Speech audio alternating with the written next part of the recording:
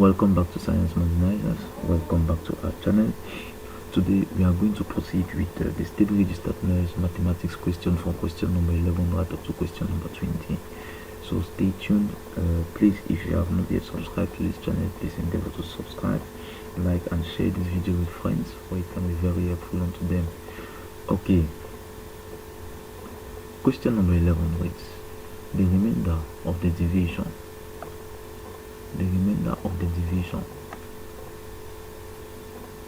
of the polynomial x squared plus 1 by x minus 1 is, so we can pass through Euclidean division.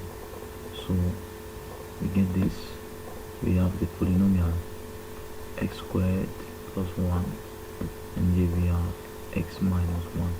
So x divided by x squared gives x times x gives x squared, and here we have minus x. So I can rewrite what is above here as x squared plus 0x plus 1. So x squared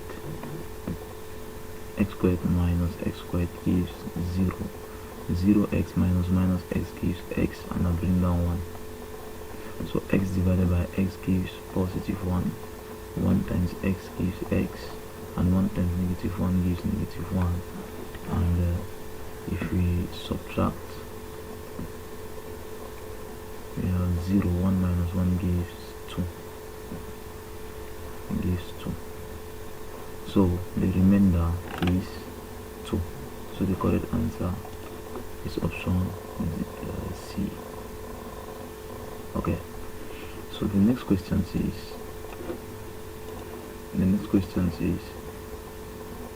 a triangle has a right angle of 60 degrees and a height of the hypotenuse equal to 1 centimeter. The perimeter of the triangle is, so we have our right angle triangle. So this is our sample right angle triangle. This is our sample right angle triangle. So we have a triangle like this.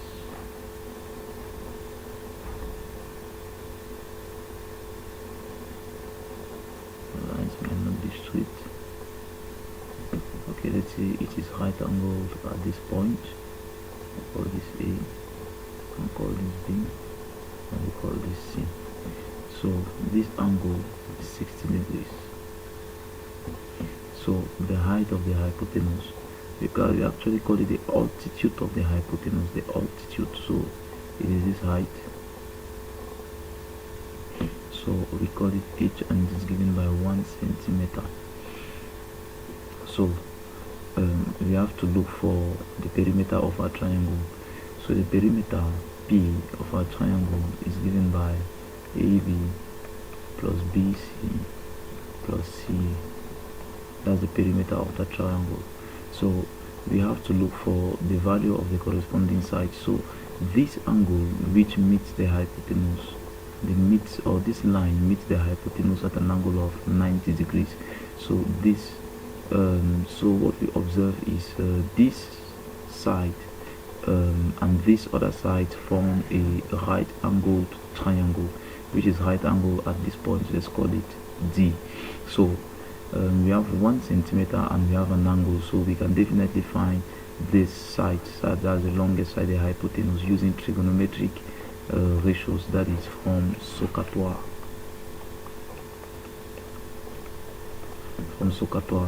So using SOHCAHTOA, you see that this is the hypotenuse and I have the opposite, so we can use sine. So the sine of the angle 60 degrees is equal to the opposite, which is 1 divided by the hypotenuse, which is AB, the side AB. So I can get the value of the side AB. So this means AB will be equal to 1 divided by sine 60, and sine 60 is root 3 on 2. So 1 on sine 60 will give me 2 divided by the square root of 3. So it means the measure of the side is the square root, is 2 divided by the square root of 3. Now we know the measure of the side AB. And we also see that for the right angle triangle ABC, we can also use the trig identity to find the trigonometric ratios to find the side AC. We are looking for the side AC. So looking for the side AC, we can use the tangent. So the tan function, the tangent of 60 degrees is equal to opposite, which is AC, divided by the adjacent, which is 2 divided by the square root of 3. Now, so this means my AC will be equal to 2 times the tangent of 60, all of this divided by the square root of 3. But the tangent of 60 is root 3. So the tangent, so this means my AC will be equal to 2 times 60 is root 3. That's divided by root 3. So the root 3 to simplify, and I'll be left with 2. So it means the measure of the side AC is 2. Now from Pythagoras theorem, we can get the other side, or we simply apply another trig ratio. So in order for me to get BC, we can use sin theta for the triangle ABC. So using sin theta for the triangle ABC, we get that the sine of 60 degrees will be equivalent to the opposite, which is 2 divided by BC. So I have the opposite 2 divided by BC. So this means my BC will be equal to 2 divided by sine 60, but sine 60 is root 3 on 2. So it means my BC will be equal to 2 divided by root 3 on 2, which is 4 on the square root of 3. So we are going to replace the value above here. So the measure of the side BC from here right up to this point is 4 divided by root 3. So now we can calculate the perimeter of our triangle. So I'm going to get rid of this. Okay, so the perimeter of our triangle P, the perimeter of our triangle P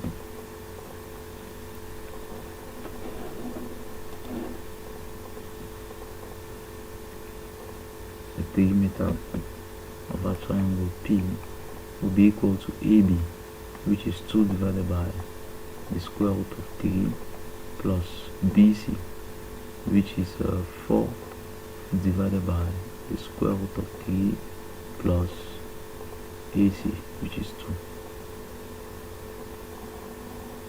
2. So what we get is, so we get that the perimeter 2 plus 4 is 6 divided by the square root of 3 plus 2, and this will be equal to 6 times the square root of 3. 6 on the square root of 3 is the same as 6 root 3 divided by 3 plus 2. 2 goes here 1, sorry, 3 goes here 1, and here 2 times. So this will be 2 root 3 plus 2, which is the same as 2 factored out into the square root of 3 plus 1. So we go back to the options. So the correct option is B.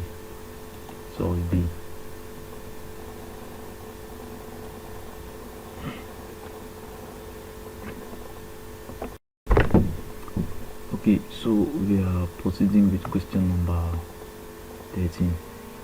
So question 13 says the following sum 1 plus half plus 1 quarter plus 1/8 plus 1 over 16 right up to 1 over 1024 is equal to. So we are going to see that this sum represents a geometric series. So we have the first term there is 1. Let's define that series to be a certain UR, in which the first term UR is equal to that sum. So it's equal to 1 plus a half plus blah blah blah plus 1 divided by 1024. So what we get is the first term of that series. Let's say u0 is equal to 1, and the common ratio r will simply be the previous term, which is half, divided by 1, which is the same as 1 over 8 divided by half, log it times 4 on 1, which is going to give me a half. So the common ratio to that series is a half. Now, in order for us to get the value of the sum, we observe that the value of the common ratio is less than 1. So we are going to apply the sum of the n term of a GP is given by a into 1 minus r raised to the power n, all of this divided by 1 minus r. So what is n? So we observe that in our sequence, or in our series ur, we have ur is given by 1 plus a half plus right up to the term in 1 divided by 1024. But 1024 is 2 raised to the power 10, so that will be 1 divided by 2, all of that raised to the power 10. So it means n is equal to 10. So we replace inside the sum to infinity to get the value of that sum. So it means, sorry, the sum of the n terms, not the sum to infinity. So we have n's 10 will be equal to the first term, which is 1, into 1 minus the common ratio, that is a half, all of that raised to the power n, divided by 1 minus a half. 1 minus a half is a half, so I get n is 10. So I get 1 multiplied by everything inside there gives 1. So we get that we have 1 minus 1 divided by 1024, all of this divided by 1 minus half is half. So we have that S10. So we have that S10 will be equal to, if you take the LCM above, I have 1024 minus 1 divided by 1024 multiplied by that half. So we get a half, and this is equal to 1023 divided by 1023 divided by 1024 times 2, divided by 2, sorry. So that 2 can move above, and here we have 1024. So 1023 multiplied by 2, we get S10. We have 1023 times 2 gives 6402 divided by 1024. The terms can be simplified basically. So we take the correct answer amongst the options. So the answer that we have here is 2046 divided by 1024. So is it amongst the option 2046 divided by 1024? There is no option. So it means the correct answer is no answer is true.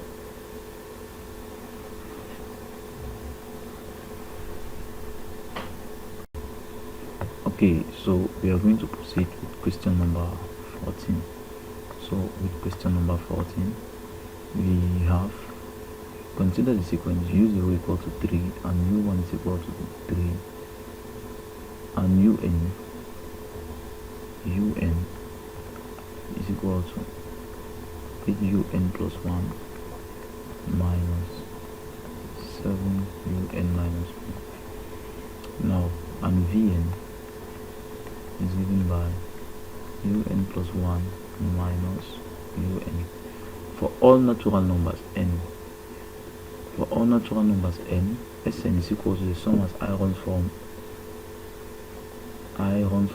0, let's say from 0 right up to n of vi. Okay, so we get Sn will be equal to, so we have to evaluate the sum. In order for us to evaluate the sum, we'll start by expressing Vn in terms of n. So we have to verify if Vn is an arithmetic sequence or a geometric sequence. In order for us to verify this, we can begin by verifying if it is a geometric sequence which it will definitely be. So we have Vn plus 1 divided by Vn. If this ratio is equal to a constant, then it is a geometric sequence with common ratio k. So k there is the common ratio. So k is the common ratio. So we proceed below and we see that we can calculate the ratio Vn plus 1. So let's get the expression for Vn plus 1.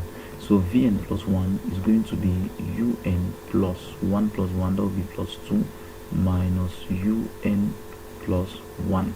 Then the expression of Un plus 2 can be gotten from Un equal to 8Un plus 1 minus 7Un, that is from what was given above. So we have Un at n equal to n plus 1, we can have Un will be equal to Un plus 1 can be equal to 8Un plus 2 minus 7Un. So we can make Un plus 2 the subject. So it means Un plus 2 will be equal to Un plus 1 plus 7Un, all of this divided by 8. So I will replace in the expressions of Vn plus 1 divided by Vn. So we have Vn plus 1 divided by Vn will be equal to, we have it's given by Un plus 2, where our Un plus 2 is Un plus 1 plus 7Un, all of this divided by 8 minus Un plus 1. So divided by Vn. Vn was given by Un plus 1 minus Un.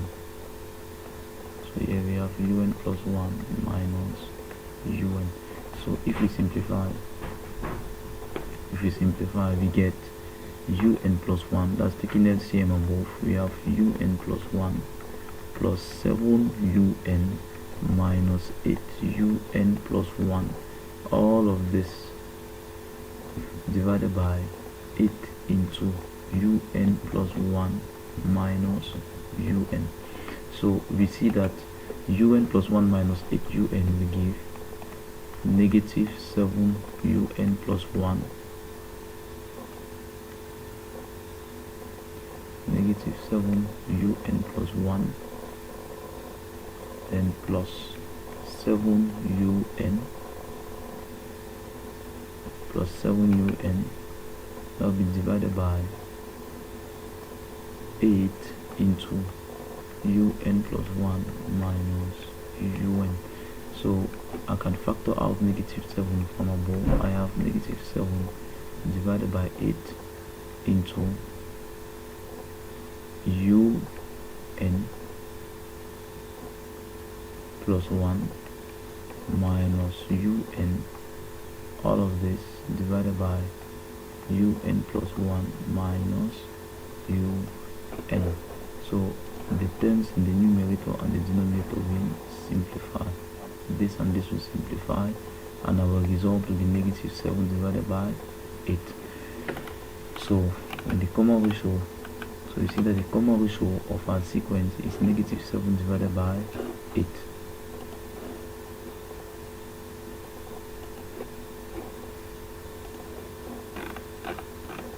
So with our value of the common ratio R, which is negative 7 all over 8, so R is equal to negative 7 divided by 8. So we have to verify something. So we see that the modulus of R, or the magnitude of R, is equal to the magnitude of negative 7 divided by 8, which is equal to the magnitude of 7 on 8, or the absolute value. This is less than 1, so we are dealing with a convergent geometric sequence. So we can write down the expression of the n term. So Vn is equal to V0 times R raised to the power n times R raised to the power n. So from here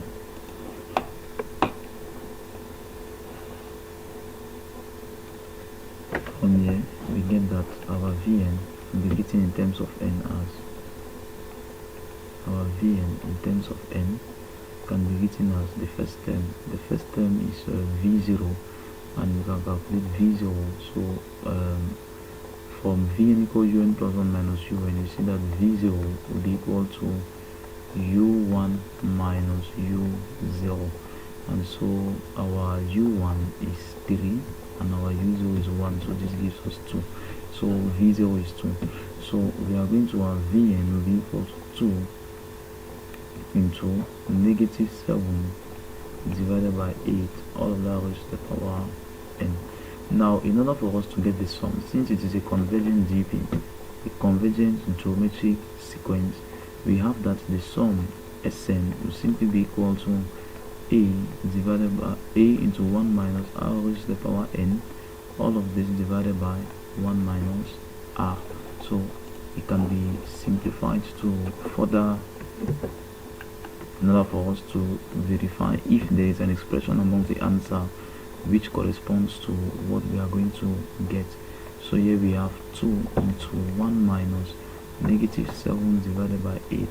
All of this is raised to the power n divided by 1 minus negative 7 all over 8.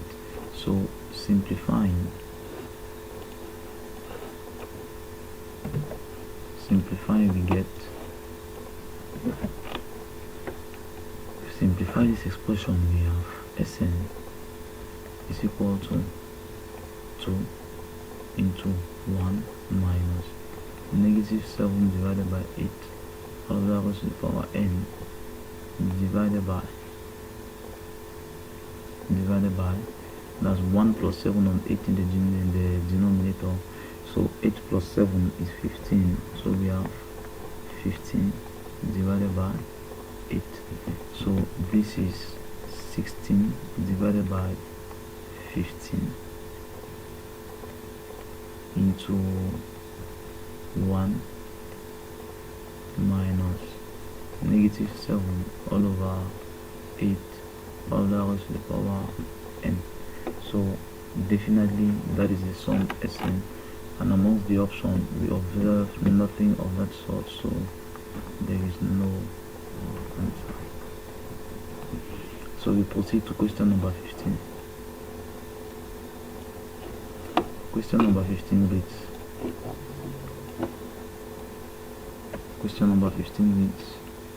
a right angle triangle has hypotenuse which measures 1 centimeter. So the sides of T measure, so we have a right angle triangle as such.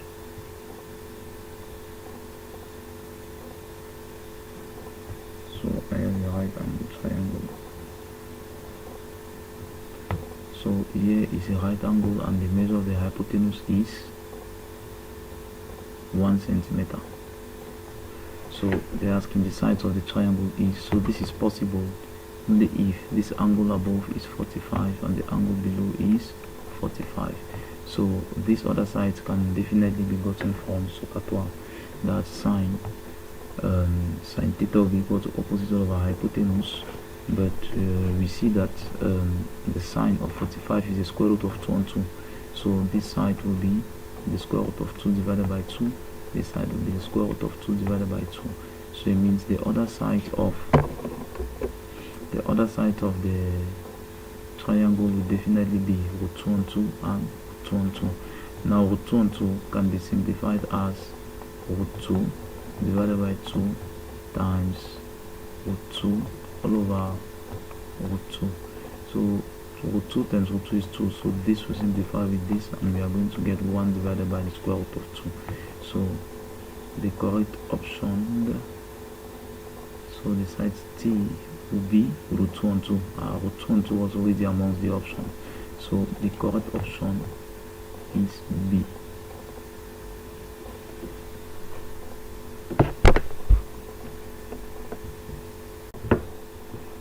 Okay, so question number 16 reads, given the following expression f is equal to the integral from being 2 of e to the x divided by 1 minus e to the x dx, the calculation of the integral gives.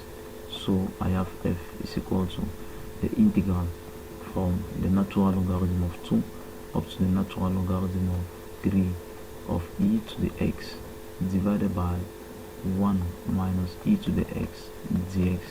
While computing integrals, always make sure that when you are changing your variables, change the variables in such a way that the integral is simplified. Complicating it will make it more cumbersome for you to solve the integral. So we are going to change variables. If we let our u to be equal to 1 minus e raised to the power x, it means du will be equal to negative e raised to the power a positive x, negative e raised to the power x dx. Now we see that I can replace back this, our new variable u, in our integral f. I'm not going to change limits, so we are going to have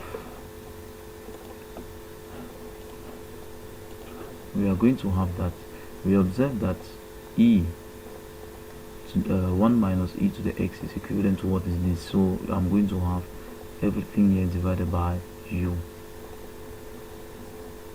everything divided by u, and now we see that e to the x dx can be replaced by negative du if I multiply by negative 1, and this is e to the x above.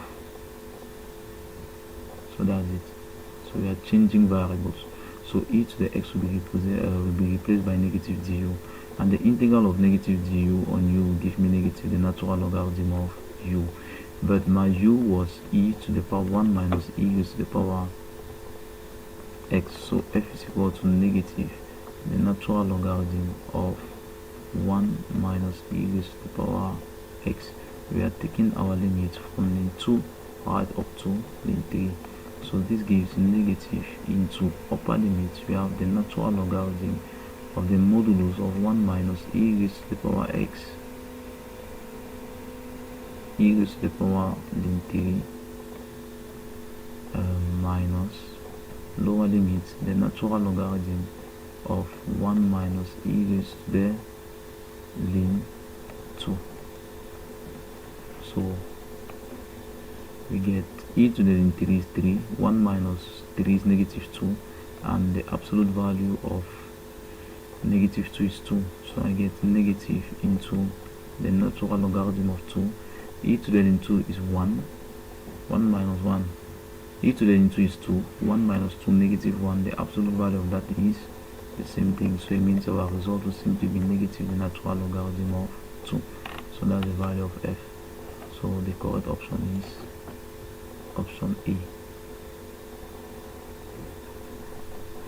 Okay, question number 17 says let z be a complex number such as z, we have z is equal to the square root of 3 plus I. So the complex conjugate is, so the complex conjugate will be changing the sign of the imaginary part. So z bar is equal to the square root of 3 minus I. So you see there is no answer there, so no answer. Question number 18. The solution of the equation 1 divided by 4 all of that raised to the power x, all of that raised to the power x is equal to 16. 16 can be expressed as 4 squared, so I have 1 divided by 4 all of that raised to the power x is equal to 4 raised to the power 2. So this means from the laws of indices, 1/4 can be written as 4 to the negative 1.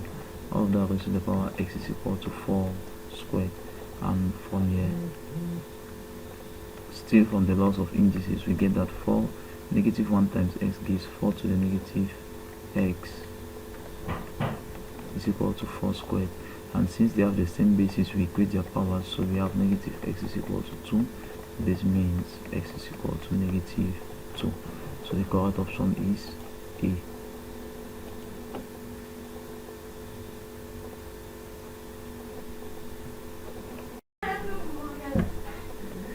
So question number 19 reads, we consider the complex number z1. So we consider the complex number z1 is equal to 3 plus 3i, and we have z2 is equal to 1 plus both 3i 1 plus both 3i, and z3 is equal to z1 on z2. So the trigonometric form of z3 will be, so we are going to use the properties of complex numbers. So we know that the modulus of z3 is given will be equal to the modulus of z1 divided by the modulus of z2. So the modulus of z1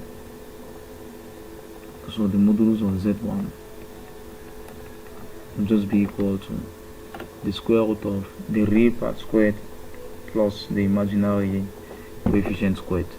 So I'm going to have the square root of 3 squared plus 3 squared, which is going to be 9 plus 9, that's the square root of 18. So, and the square root of 18 is 3 root 2. So we have the square root of 3 root 2, and the modulus of z2 will be equal to the square root of 1 square plus root 3 square. So it is the square root of 1 square plus root 3 square, and this is going to be the square root of 4, which is 2. So it means the modulus of z3 will be equal to the modulus of z1, which is 3 times the square root of 2 divided by 2. So the argument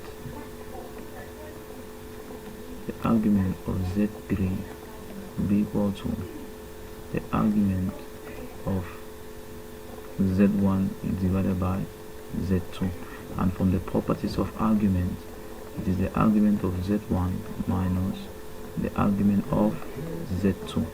So this means we get the argument of z3 to be equal to, now we have to verify the quadrant in which z1 and z3 lie. So we see from here that z3, the coefficient of z3 of z1 is positive, and the coefficient of b here is also positive. So it means z1 lies in the first quadrant, and in the first quadrant the argument is simply given by tan inverse of the imaginary coefficient divided by the real coefficient. So this will be minus, likewise the z2, all the coefficients are positive, so it's going to be also be in the first quadrant. So we are going to have tan inverse of the square root of 3 divided by 1. So these are standard angles. 3 divided by 3 is 1, so tan inverse of 1 is pi on 4, minus tan inverse of 3 is pi on 3, that's an equivalence of 60 degrees.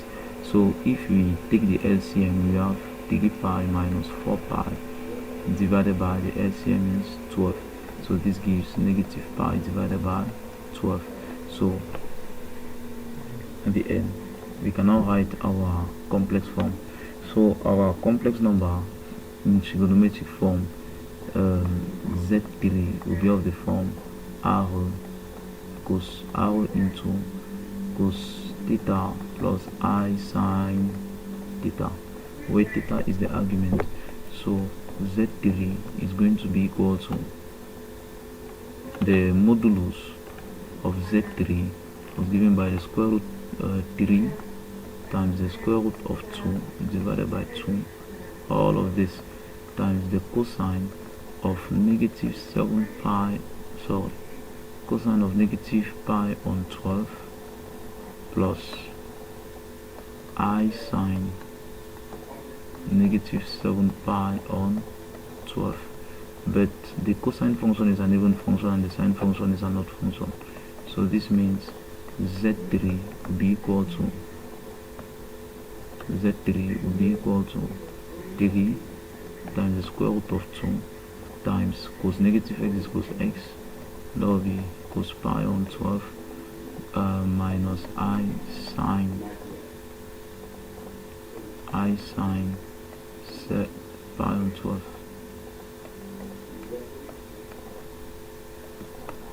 So the correct option is, no answer is correct.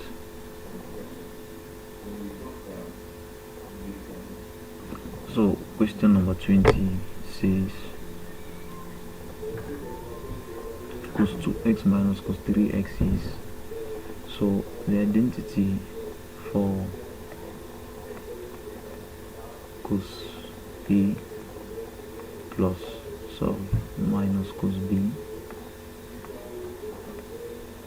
is equal to negative 2 sine A plus B divided by 2 sine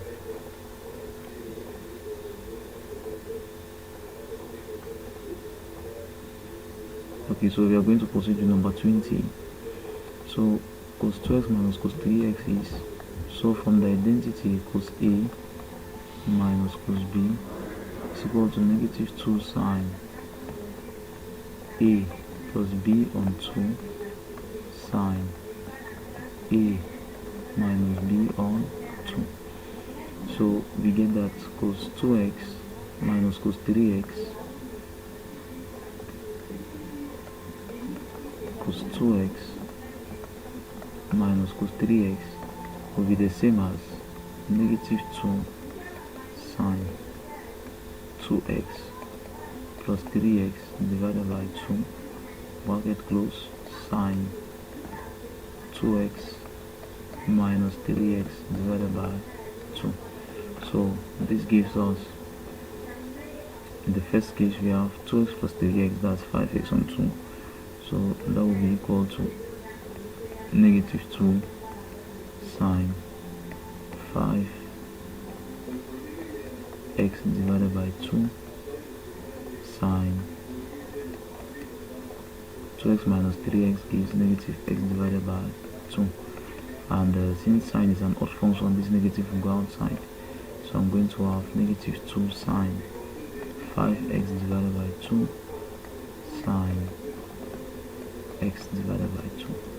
So that's the identity for cos 2x minus cos 3x. So the correct option is none of the above. So none is true. So we have come to the end of this lesson. So please, if you have not subscribed to the channel, please endeavor to like, share and subscribe, and also share with friends. In the next video we are going to treat the physics of this year. So stay blessed and best wishes for your exams.